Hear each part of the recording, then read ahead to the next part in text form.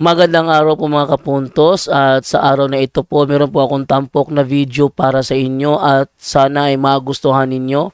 Kaya sa mga bago pa po sa aming channel, please po don't forget to hit the subscribe button at ang notification bell para maging notified kayo sa bawat video na ilalabas ko sa channel na ito. At bilang kahilingan po ng punto por punto team at naway maintindihan po ninyo, sana po wag nyo pong i-skip yung mga ads sa aming mga video. Sa maliit na bagay na po na yan, malaking tulong po yan sa ating programa at sa ating ministry. Sana po maunawaan po ninyo. Maraming salamat po, kaya wag na po natin patagalin. Simulan na po natin.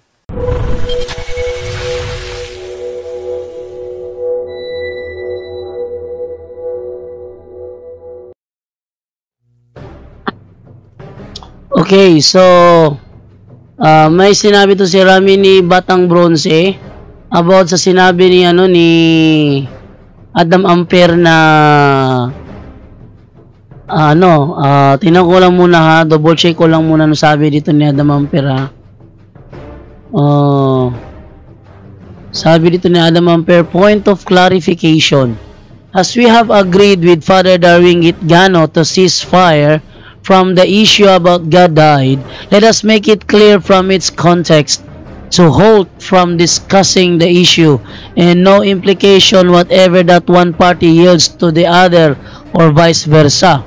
Sending messages in any form which solicits or implies otherwise is a bluff and it does not conform with the order agreed upon.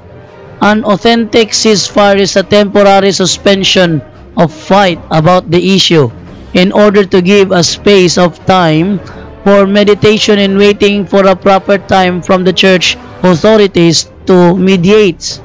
Let us all heed to this call because we are dealing such teaching of the church with connotation unacceptable from both party. May God bless us all. Ang sabi ito ni Rami ni Batang Bronze, comment na niya bro sa post bro Adam Ampere nga mag-ceasefire na. Niya sa ubos ang comment ni Melchor Manalili, nagsugnod og kagubot. So si Melchor Manalili daw nagsisindi na naman ng kaguluhan. Nagsisimula ng kaguluhan. Wala namang gugo kabasa og mga post na ani ni Melchor bro kay ako nag-unfollow. So ito yung ni Melchor Manalili. Yan, nagsisindi ng away. Sabi ni Melchor Manalili, Ngoho Elver, siya dapat ang ini-exercise dahil paritis talaga yan. Magaling magtago pag sa harap ng tao, pero pag talikod yan, alagad yon ng kadiliman. Si Father Darwin ang tinutukoy dito ni Melchor Manalili na alagad ng kadiliman. Sabi niya, Rami ni Batang Bronze, baka di mo alam, mga kawalang hiyang ginawa sa akin yan, idol mong si Patites. Hanggang ngayon, di yan humihingi ng sorry sa akin. Sabi ni Melchor Manalili.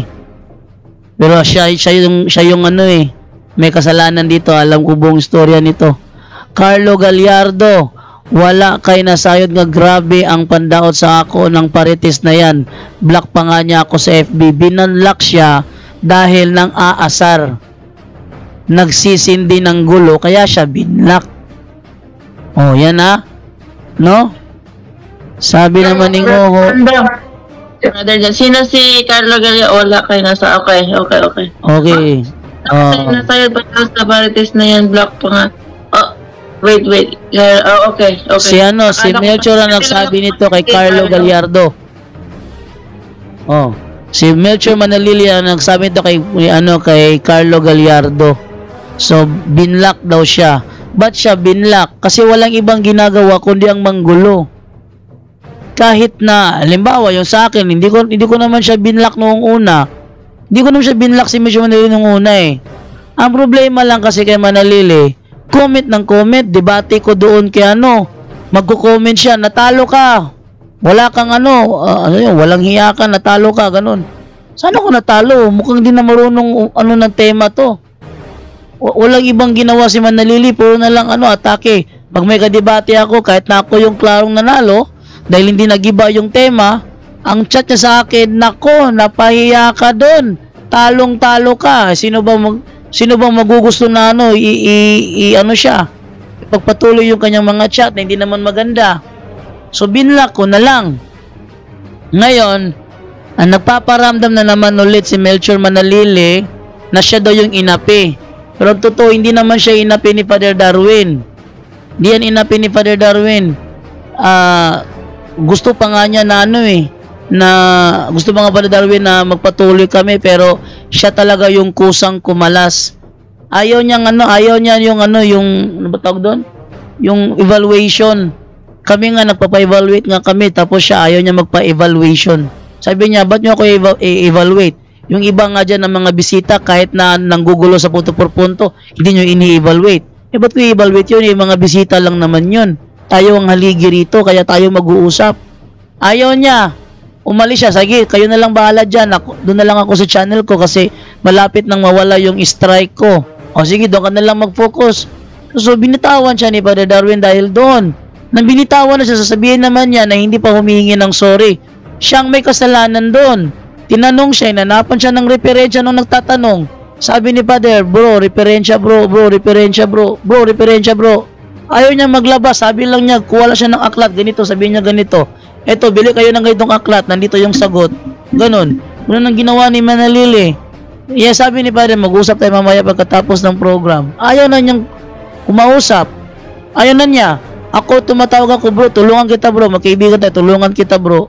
Tawagan ko siya, Alini, hindi ka na, mag-meeting na tayo. Ayaw pa rin. Talagang siya yung gumagawa ng parang para hindi matuloy yung meeting. Kami, nag-meeting na lang kami, patuloy na lang kami ni Brother Wendell. Siya, hindi siya dumating. Ang reason niya, bumili siya ng ano yung binili niya? Keyboard. Keyboard yata ng computer yung binili niya Oh, ba't ka tapos may schedule ako na ano doon sa kabila. Ba't ka nag-ano doon may usap tayo, mag-uusap tayo ngayong gabi. Kusa siyang umalis. Tapos sasabihin niya hindi daw naghingi ng sorry sa kanya. Walang kasalanan si Father Darwin sa kanya. Siya yung umalis. Kaya ano na yun. So binitawan na siya kasi sabi niya mag-focus siya sa kanyang channel, kaya binitawan na lang siya. Yun. Ang ano doon, kaya na tahimik sana si Father Darwin doon, na-release lang yun dahil doon sa in-invite niya si Romel Palma pumasok sa kanyang channel para banata niya doon sa issue kung sino yung anghel na nakaharap ni Josue. Yun, pinatawag niya si Romel Palma, papasukin niya sa kanyang channel. Sabi namin, wag bro, wag mong puntahan, may ibang plano yan taong niya, wag mo nang puntahan. So, di namin pinapasok, nagalit siya. Ang tumanggap sa hamon niya si Alvin Gitamundok, natalo naman siya ni Alvin Gitamundok. Yun, kaya yun ang reason. Ito, nanggugulo na naman siya sa comment section. Ato, di na to may pagkakaila. Ayan sa kanya talaga nanggagaling yung mga words. So, yan ang reason kaya siya binlock. Okay? Sa mga nagtatanong.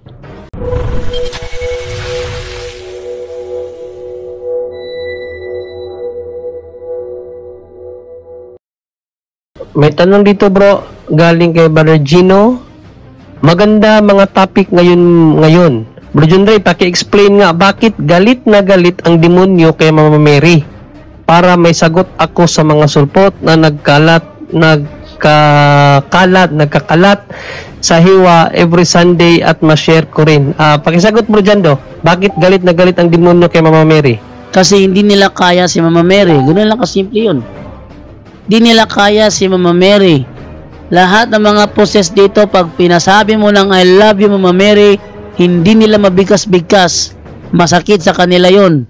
Kaya nga, meron akong mga pinakita naman dati sa video. Pag sinabi mo I love you Mama Mary, I love you Mama, gumaganon lang. I love you Mama Grace. Napakadali niya sabihin, I love you Mama Grace. Yung sa naalala ko kay Father Darwin. Sa naalala ko sa revelation ni Father Darwin nung isang beses nag-share siya about sa in-exercise niya. Tinanong ni Father Darwin, are you afraid of Mama Mary? Nasagot ang demonyo, yes. Then tinanong siya ni Father Darwin, why? Because he is so pure. She is so pure. She is very ano yung nakalimutan ko yung Walang kasalanan. kaya nga she is very pure, very humble. She is very humble. Then inamin din ng demonyo na sila ay napaka-dirty nila. Hindi nila kayang maano yung kababaang loob ni Mama Mary. Hindi nila kayang maapakan yun. Hindi nila kayang yung Malabanin purity ni Mother Mary, hindi nila kayang dungisan. Oh. Kaya galit na galit sila kay Mother Mary. No? Yun ang reason bakit galit na galit sila kay Mother Mary. Ayon yun sa revelation ni Father Darwin, no, nung nag-share siya about sa kanyang na exercise na exercise na isang process na napasukan ng demonyo at tinanong niya patungkol diyan. Hindi ko lang alam kung makita mo yun sa sa YouTube. Sa YouTube ko nakita yun no? Sa post ni Bro Wendell, no? Senior ni Bro Wendell yun yung ni Father Darwin. Tingnan mo siguro Brother Bro Jean doon sa file ni Bro Wendell, doon ko nakita yun pinakinggan ko at senior ni Father Darwin yung conversation nila ng demonyo through possessed person.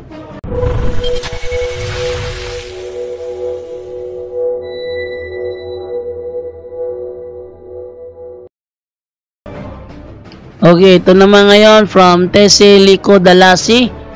Good morning bro. Tanong lang, bakit po ba may mga petsa ng fiesta ng mga patron? May nagtanong kasi di ko po masagot. Salamat po. Brother Junray, kung sumagot nun, bakit daw may mga petsa ang fiesta ng mga patron? Bakit? Bakit? Bakit po ba may mga petsa ng fiesta ng mga patron? Bakit? Siyempre, yan ay celebration Mahirap mag-celebrate na manghula ka. At siyempre, yan ay taunan tawag nga dyan, di ba? Anibersaryo or kapistahan para tumiming doon sa panahon na diniklara ng simbahan, no? Halimbawa na lamang, as birthday mo na lang. Yung birthday mo ba, walang taon, walang pizza? Meron yun.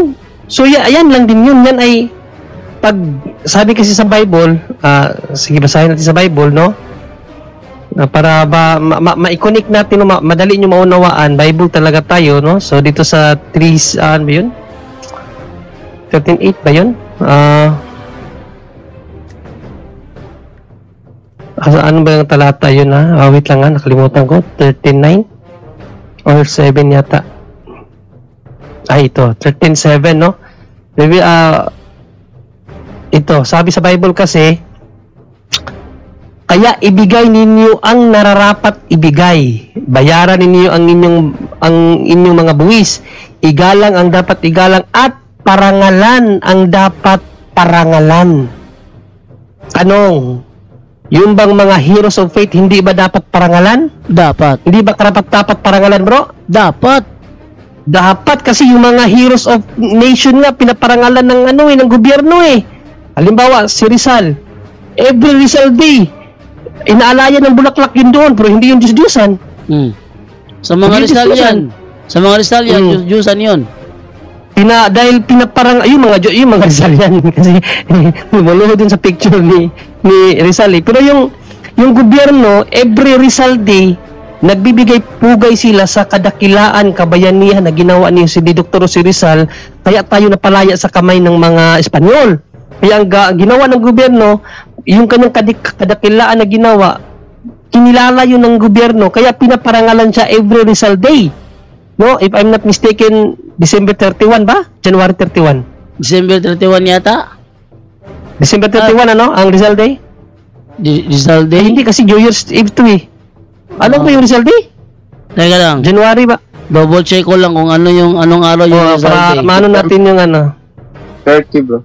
30, December 30 bro, Angel?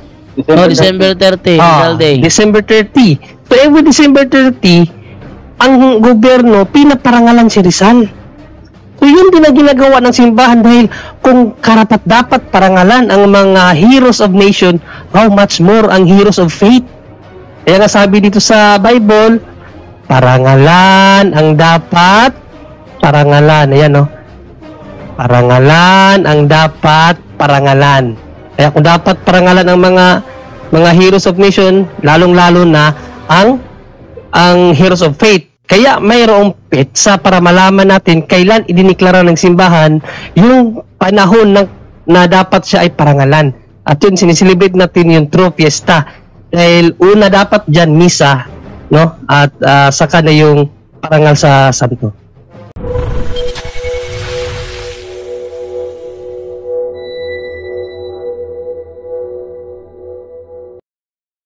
Ramini Batang Bronze, good evening. Good evening, bro. Good evening. Hello bro, good evening bro, go ahead. Bro, kanang aking ako bro din pangutana. Kanang unsa lay reaction niyo ani bro ba? Naay bagong gitukod nga Baptist Church diri sa Aduol bro ba? Then ang ilahang paagi bitaw sa preaching bro, magpaila man sila nga Katoliko sila. Ilang style is mo magbalay-balay. Ilahag yung kausa nagkadebate gayon mi ang amuhang topic kanang murag mahug nga Tagalog pala. May bagong bro, may bagong tayo na sekta dito, Baptist. Tapos ang nangyari bro, kapag mag-preaching sila, ang style nila, magpakilala silang mga Katoliko. Tapos ang gawin nila, bali i-convince muna nila ang tao na Katoliko sila, saka sila magpahayag ng mga doktrina nila. Marami-rami na din dalawa bro, kasi sabihin ng tao na pareho lang tayo kasi makikipagdebate. Dinalhan pa ako ng birth certificate dahil Katolik daw sila. Ano reaction nyo? Siguro yan, Brother Jando, yung Church of Almighty God. Hindi sis. Baptist talaga sis. Baptist talaga. Alam ko yung Church of Almighty God. Bago lang tayo yung nila, yung church nila dito sa amin, Conservative Baptist Church ata yun. Basta yun yung way nila para mag-preach. Hindi sabi pa nga nila, sabihin pa nila sa mga tao dito nga, huwag kayong aalis sa pagkakatoliko dahil pareho tayo, Katoliko din kami. Ganon gawin nila. Marami-rami na din dala nila. Kasi sabihin ng iba na walang problema to kasi Katoliko din naman to. Pero alam ko, Baptist yun. Alam ko yun. Yun yung estilo nila ngayon. Pakisagot ba ni Romel? Ano po yun, bro? Ano ba yun? Meron daw nagpapakilalang Katoliko daw sila bro, pero mga Baptist pala. Ano daw ang natin doon? Ano daw ang comments natin doon? Okay. So, yung comments natin doon... Nagdala pa daw ng birth certificate, bro. Okay. So, actually, madali lang naman actually, kung pag sila ay binyagang Katoliko, madali lang dalhin yung kanilang baptismal birth certificate na mayroong nakalagay na Roman Catholic. Pero yan, isang napakalaking deception po yan. So, pag nangyari pong ganyan ang ating makakaharap, halatang-halatado na po yan na unang-una, hindi na po sila mapagkakatiwalaan. And then, pangalawa, so, kumbaga, they use the wrong identity, no? Kasi hindi naman sila talaga tunay na Katoliko, but they used to be a Catholic para lang makapang-akay. So, katulad lang yan ng sinasabi ng ating Biblia na marami talagang magsisilitawan na tulad nila ng mga bulaang mga ngaral. At sinasabi din, warning din ni St. Paul na huwag tayong basta maniwala sa kanila in 2 Corinthians 11:3-4 dahil pwede nilang lasunin ang ating utak at ituro sa atin ang ibang Jesus, kasi they used to say that we share the same teaching, we preach also the same Jesus, but it's very wrong na tayo ay maniwala sa kanila kasi maling-mali at ibang-ibang Jesus ang kanilang pinapangaral sa Jesus na ipinapangaral ng Romano Katoliko po. Okay, Ramini Batang Bronze. Okay bro, salamat. Okay, thank you sa iyo Ramini. May follow-up question ka? wala na, reaction na lang, gano'n nga, yung mga tao dito, naawa ako, okay sa atin, kasi alam natin, yung iba bro, kawawa. Kasi Okay. makakadala talaga eh. Okay, thank you. Magkaganyan bro, pwede mo sila brong tipunin, and if you are very concerned with them, pwede mo silang tipunin, at if you have also the knowledge regarding our Catholic faith, turuan mo po sila, o kung hindi man po ay hanapan po natin ng paraan na sila po ay mabigyan po ng tulong na maturuan po sila sa tunay na katuruan po ng simbahan, dahil yung pinaka problema po natin sa ating iglesia ay talagang lack of knowledge yung mga karamihan talaga sa Katoliko. They used to be baptized but they do not know why they are baptized as a Catholic. Okay. So, pwede din kung humingi po kayo ng tulong sa parish priest ninyo po. Yeah, pwede yan. Ninyo. Unang-unang Ano ginawa ko, doon? unang-unang ginawa ko nung pumunta sila dito, kasi sinabi nila na Katoliko daw sila. Unang ginawa ko, tinanong ko kung mayroon ba silang authority galing sa parish, kasi yun pakilala nila eh. Ang sabi nila, Katoliko kami pero pastor ako. Natawa na lang ako. Katoliko kami pero pastor ako. Kaya yun, ang topic namin regarding na sa pagkakatoliko nila, kasi ini-insist ko na hindi sila Katoliko, kaya yun, sinabihan ako, dalhan niya ako ng birth certificate. You know?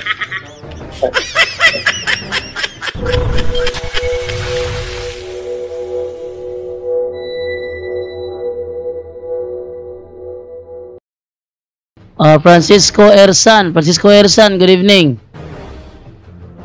Good evening po. Magandang gabi po sa lahat ng nanonood sa Punto for Live po. Oh. Go ahead, bro. Ito po yung tanong ko doon sa kasi dito sa amin sa National St. Padre Pio Shrine sa Santo Tomas City, Batangas, kasi every 23rd of the month nagkaroon sila ng healing mass na minsan bishop ang gumagawa ng healing mass na yun, Monsignor. Ano po ba to? Valid po ba yun pag ganun? Brother Romel? Dali po ang sinasagutan kasi. Ano yan bro? Di, kasi dito sa amin sa may National Shrine of St. Padre Pio, dito sa may Santo Tomas City sa Batangas, dinadayo ito lagi, lagi dinadayo itong simbahan namin dito sa sa may St. Padre Pio. So, every 23rd of the month, meron po silang healing mass every 9 o'clock in the morning at saka 5 o'clock in the afternoon. So, minsan, bishop po madalas yung officiate ng mass na yun, healing mass, at sa may ginagawad sila ng pagpapahid ng langis sa noo. So, valid po ba yun? If that is bishop ng Roman Catholic at may pagpapahid ng oil sa noo, if that the oil is blessed also, so wala naman po tayong nakikitang against teaching ng simbahan unless it will be an occult practice. Pero sinasabi mo po, bishop ng Catholic, parang wala naman po ako nakitang kamalian doon. So wala po nga doon sa healing mass na ganyan. Kasi dinadayo na po itong namin dito sa may National Shrine of St. Padre Pio, from North Luzon to South Luzon, tapos minsan Visayas din na marami ng pilgrims dito dito. Lalo na tuwing every September 23, kapistahan po rin St. Padre Pio po, yun, napatraffic po dito sa amin. So, yung ganun. Basta po, it's not against the teaching of the church, wala naman pong problema doon. At siguraduhin po natin na that bishop is the bishop of the Catholic Church mismo, dahil alam naman natin na merong iba pang mga bishop na hindi sa Katoliko. But make sure, pag bishop yan ng Catholic Church, so, wala namang mali sa gagawin niyang magpapahid ng banal na langis sa ng for the healing purpose. Yes po. So, thank you po, yun lang po. Anong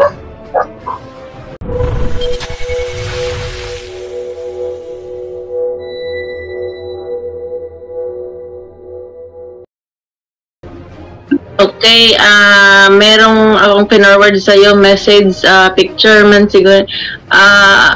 Anong ibig sabihin ng Hosea chapter 4 verse 8 to 9. Nasasaktan daw siya about sa, sinasabi about sa pare. Sabi dito, gusto ninyong magkasala ang aking mga mamamayan para makakain kayo mula sa kanilang mga handog sa paglilinis. Kaya kung paano ko parurusahan ang mga mamamayan, parurusahan ko rin kayong mga pare. Parurusahan ko kayo dahil sa inyong mga gawa. Ang tinutukoy dyan sa Israel. Tingnan nyo sa Biblia. Israel ang tinutukoy dyan. Teka, ha? Maglabas tayo ng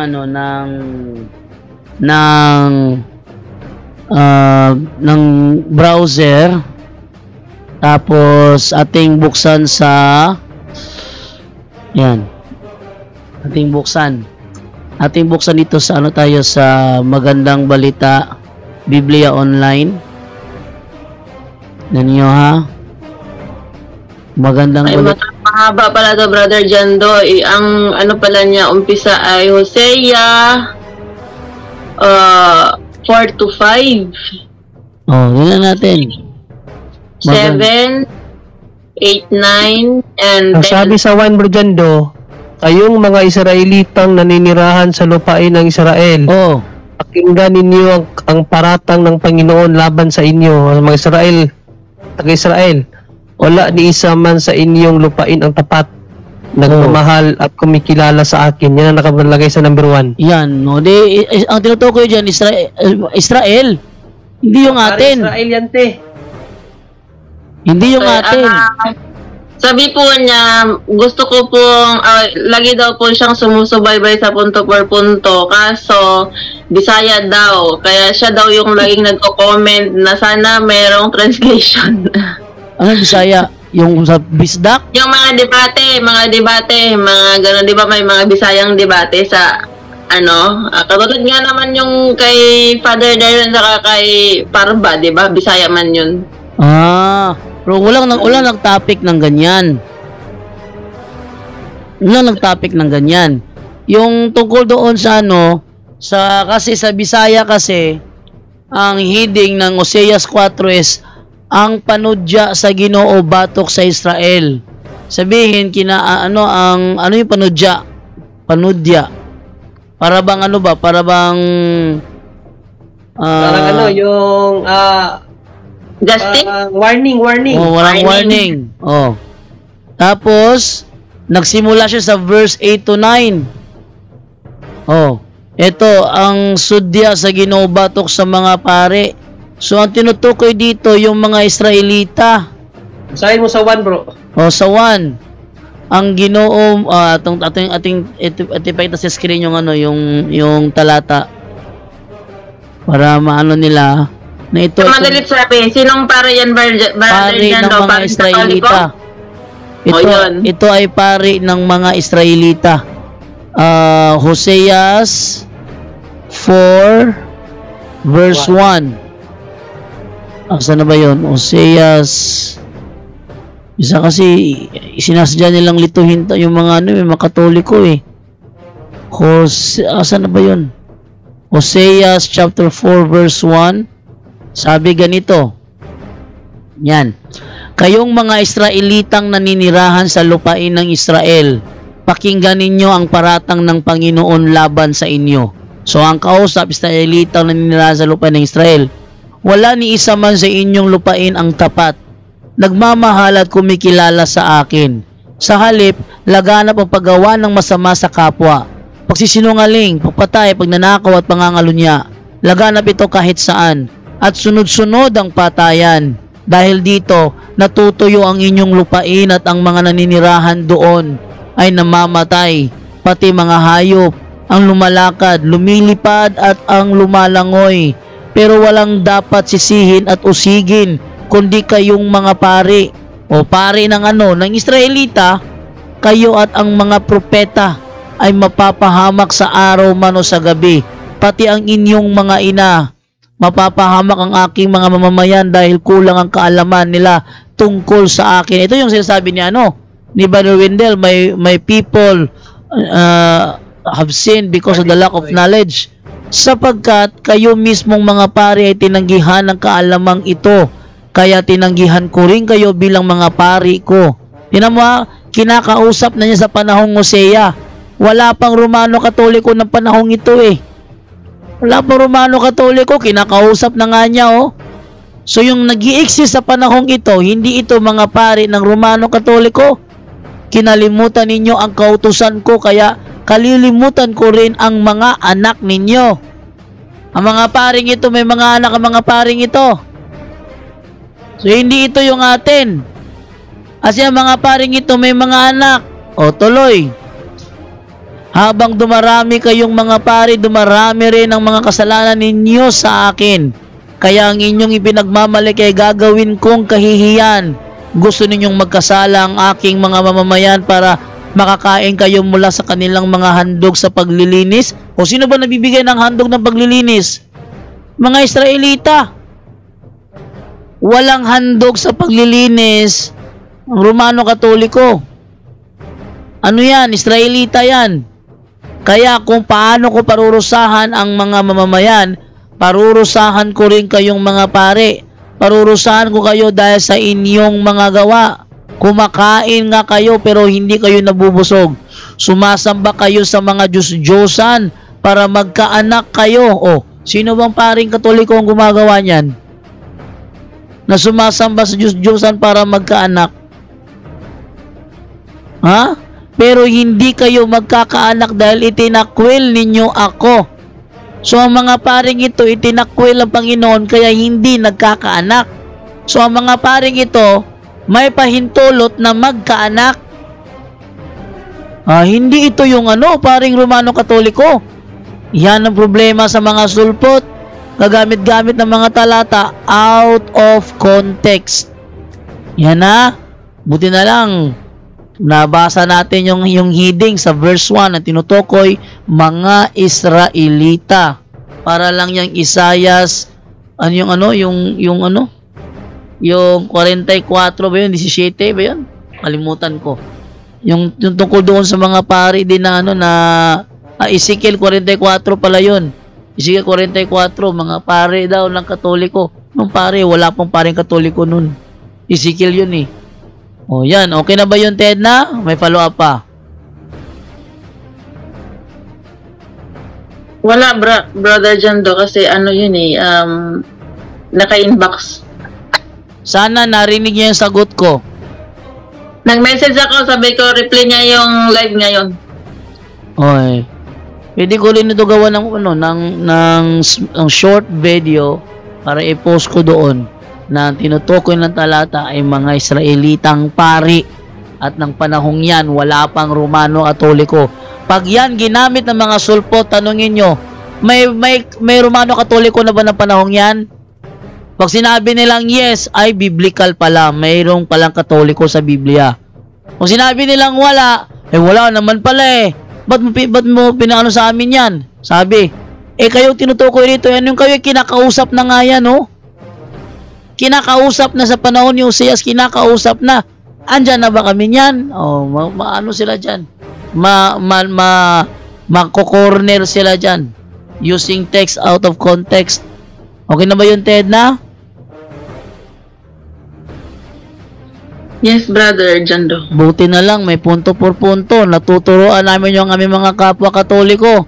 O mga Katoliko, manood kayo ng punto por punto. At sinisiguro ko, bago matapos ang taong ito, wala nang sulpot na makakatalo sa inyo.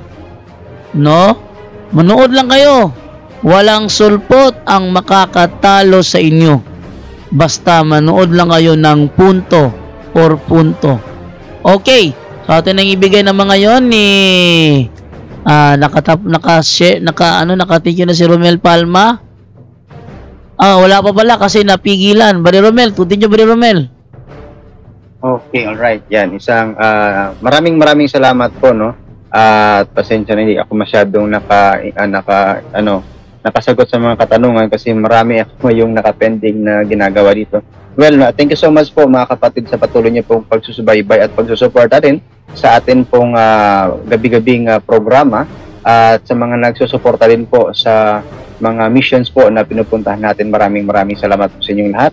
At patuloy po kayo mga kapatid na manalangin po para po na ipagpatuloy po natin na palaguin pa ang ating kaalaman at patuloy po natin abutin ang mga hindi pa naaabot sa ating pong turo at aral ng ating simbahan para lahat ay makaunawa at lahat po ay siyempre ang goal natin ay maligtas yung ating kaluluwa.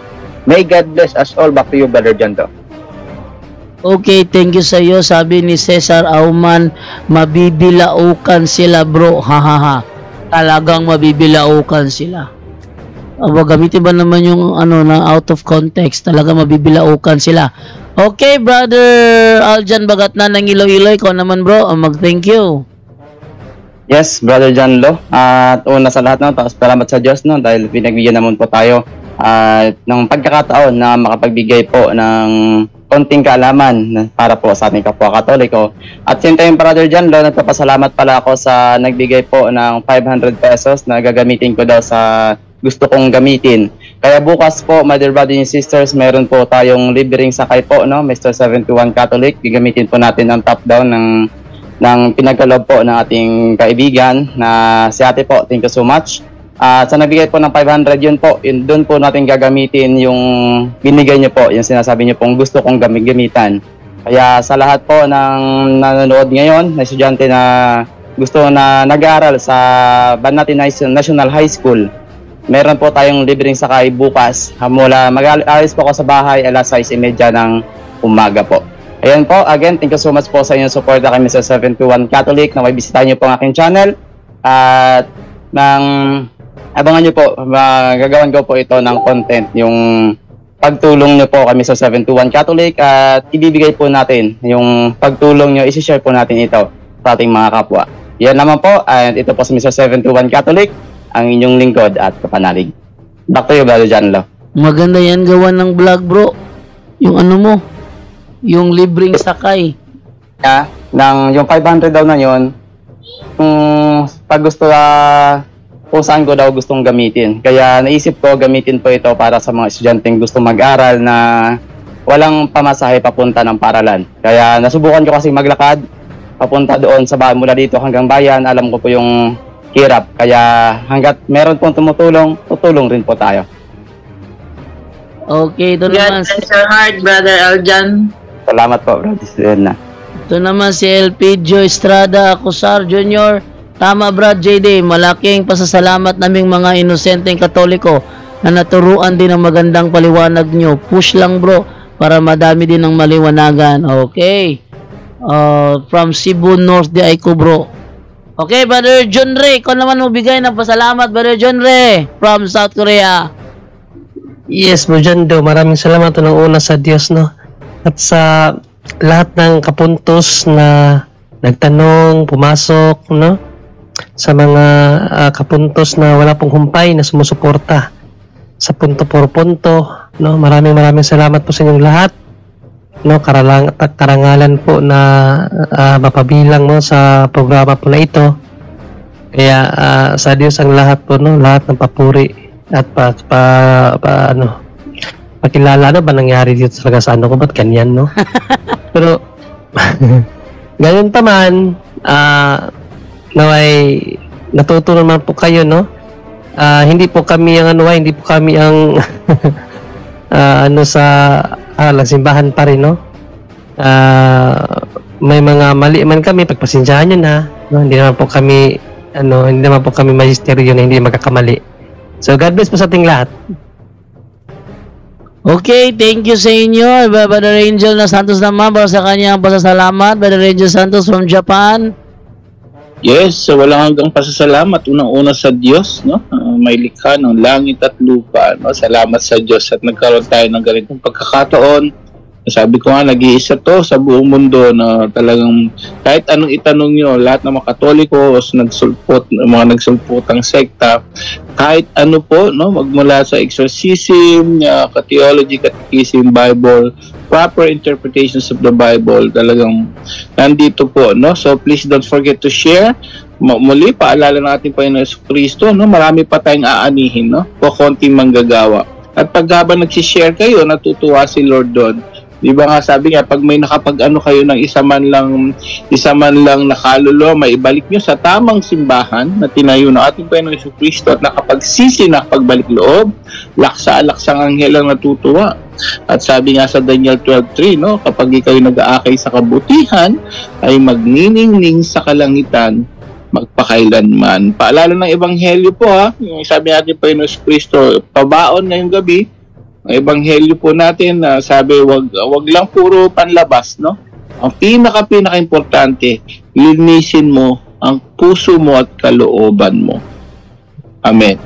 Yun lang po, naway marami kayong natutunan ngayong gabing ito. To God be the glory. Salamat po. Back to you, Bro Jando.